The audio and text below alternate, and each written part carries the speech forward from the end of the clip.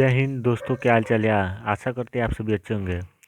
मित्रों, आज हम लोग हिंदी सब्जेक्ट पढ़ेंगे। हिंदी का वो पहला चैप्टर वर्णमाला है। वर्णमाला आज हम पढ़ेंगे। मित्रों, आप लोगों को पता ही होगा कि हिंदी एक ऐसी सब्जेक्ट है जो हर एक एग्जाम में पूछी जाती है। और वैसे यूपी पुलिस में तो इसका मान के चलिए 34 नहीं, 37 या 38 क्वेश्चन तो कन्फर्म है, पूछता है। 37 या 38 क्वेश्चन पूछता है। जैसे कुल मिला जुला के 150 क्वेश्चन रहते, 150 क्वेश्चन यूपी पुलिस में रहेंगे। 150 में क्या बोला जाता है कि 37 क्वेश्चन अगर जीएस का है तो 38 क्वेश्चन हिंदी का हो जाएगा। कुल मिला जुला के 75 क्वेश्चन ये हो जाता है। और 75 क्वेश्चन मैथ रीजनिंग मिला के हो जाता है 150। 75 में मैथ और रीजनिंग हो जाएगा। कुल मिला जुला के 150 क्वेश्चन पूछता है। तो उसी का आज पहला चैप्टर हिंदी का वर्णमाला वर्णमाला पढ़ेंगे। मित्रों, वीडियो के अंत तक बने रहिए, आप लोग को बहुत ही हेल्प मिलेगा। वर्णमाला एक ऐसा सा चैप्टर है जो शुरू से जरूर एक दो क्वेश्चन पूछा है और शुरुआत इसी से होता है। वर्णों के व्यवस्थित समूह को वर्णमाला कहते हैं, ना कि समूह को नहीं, वर्णों का क्रमबद्ध व्यवस्थित जो व्यवस्थित होता है। जैसे मान लीजिए क ख ग घ अंग, ऐसे होता है एकदम व्यवस्थित क्रम से। उसे हम क्या कहते हैं? वर्णमाला कहते हैं।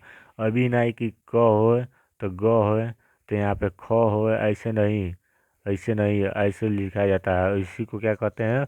वर्णमाला कहते हैं। जैसे मान लीजिए क ख ग घ हो गया।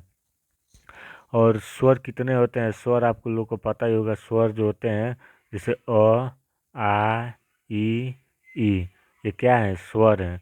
तो स्वर मिला के कितने? 11 स्वर हैं। आप लोग को पता ही होगा स्वर जो होते हैं 11 होते हैं। इसमें मूल स्वर क्या होता है? जैसे स्वर भी 3 प्रकार के होते हैं। स्वर कितने प्रकार के होते हैं? स्वर 3 प्रकार के होते हैं। स्वर 3 प्रकार के होते हैं, जिसमें जिसमें ह्रस्व स्वर होता है। ह्रस्व स्वर, ह्रस्व स्वर कितने होते हैं? ह्रस्व स्वर 4 होते हैं। अ ई उ री, ये क्या है? ये ह्रस्व स्वर है। और इसी में दीर्घ स्वर आ जाता है। दीर्घ स्वर, दीर्घ स्वर कितना होता है? 7 होता है। जैसे आ ई, बड़की ऊ हो गया। उसके बाद ए ऐ ओ ओ, ये क्या है? ये दीर्घ स्वर है। दीर्घ स्वर कितने होते हैं? 7 होते हैं। ह्रस्व स्वर कितने होते हैं? 4 होते हैं। वैसे मूल स्वर कितने होते हैं? 4 होते हैं। मूल स्वर 7 होते हैं और प्लस 4, 7 4 11 होते हैं। जो मूल स्वर होंगे, मूल स्वर ये 7 प्लस 4 मिला, जैसे मान लीजिए 7 ए और 4 ए, 7 4 कितने हो गए? 11 हो गए। 11 होते हैं। जैसे मान लीजिए ए ऐ ओ औ, ए ऐ ओ औ, ये कौन कौन शब्द से मिलकर बना है? तो ए जो है अ प्लस ई, अ प्लस ई से मिलकर ए बना है। ऐ जो है अ प्लस ए से मिलकर बना है। अ प्लस ए, अ प्लस ए से मिलकर ऐ बना है।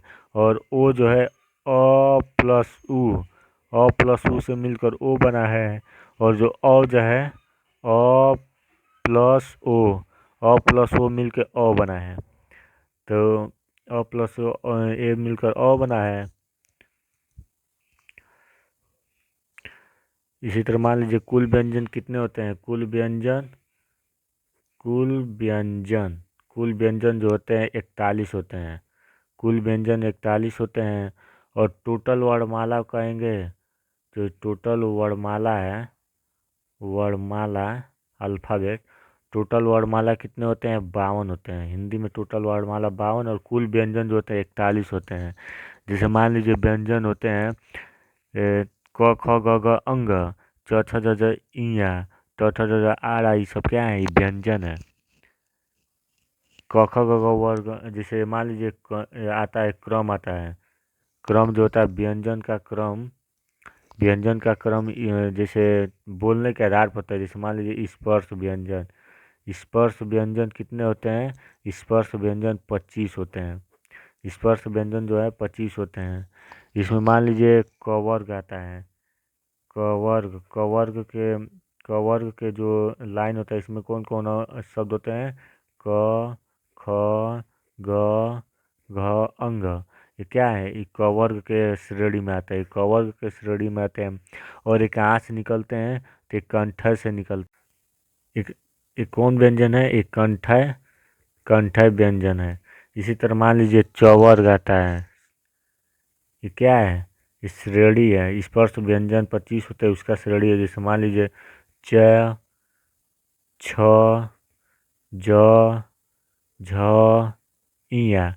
ये भी पाँच, जैसे पाँच पाँच की श्रेणी में होते हैं, पाँच पाँच के क्रम होते हैं, 5, 10, 15, 20, 25। 25 ये क्या है? स्पर्श व्यंजन है। ये कहाँ से निकलता है? तो च छ ज ज, च छ ज ज, ये क्या है? तालव्य। आपको पता ही होगा, ऊपर जाकर तालु में सट रहा है तो तालव्य व्यंजन हो जाता है। उसी तरह चवर्ग हो गया, अब टवर्ग आएगा। इस श्रेणी है इसका टवर्ग में ट, ठ, ड, ढ, आड़ा। ये क्या है? टवर्ग है। टवर्ग में देख रहे हैं ना, मूर्धन्य, जैसे जीभ मुड़ रहा है, टवर्ग मुड़ रहा है ना, तो क्या है? मूर्धन्य हो जाएगा। मूर्धन्य मूर्धन्य व्यंजन मूर्धन्य व्यंजन हो जाएगा। अब इसी तरह टवर्ग के बाद टवर्ग आता है, श्रेणी है सब। जिसमें मान लो ट से शुरू है, त से शुरू हुआ तो त वर्ग। इसमें त, थ, द, ध, न, ये क्या है? त वर्ग है। त वर्ग की श्रेणी में आता है त, मतलब देख रहे हैं ना, दांत से हमारे जीभ लड़ रहा है तो ये दंत व्यंजन हो जाता है। ये कौन व्यंजन हो जाएगा? दंत व्यंजन हो जाएगा। इसके बाद पवर्ग। इसके बाद पवर्ग की श्रेणी में आता है प, फ, ब, भ, म। ये क्या है? ये पवर्ग है। तो पवर्ग देख रहे हैं, ओठ पे लड़ रहा है जीभ, तो क्या हो जाएगा? ओष्ठ्य व्यंजन। ये क्या हो जाएगा? ओष्ठ्य व्यंजन हो जाएगा। इसी तरह अंतस्थ व्यंजन कितने हैं? 4। अंतस्थ व्यंजन कितने हैं? 4 हैं। 4 का जो नाम है य, र, ल, व। ऊष्म व्यंजन इसी में आते हैं। ऊष्म व्यंजन या संघर्षी, ऊष्म या संघर्षी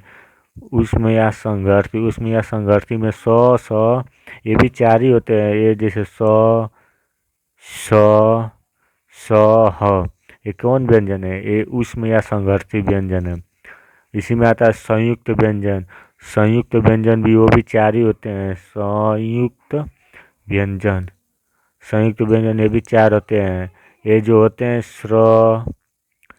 श्र, छ, त्र, ज्ञ, ये भी कितने होते हैं? 4 होते हैं। तो ठीक है मित्रों, वीडियो अगर आप लोग को अच्छा लगा होगा तो चैनल को सब्सक्राइब करिए। आप लोग को बहुत ही अच्छा अच्छा वीडियो मिलेगा। Math, reasoning, GK, GS, Hindi, सब सब क्वेश्चन का वीडियो मिलेगा और आंसर भी आप लोग को मिलेगा।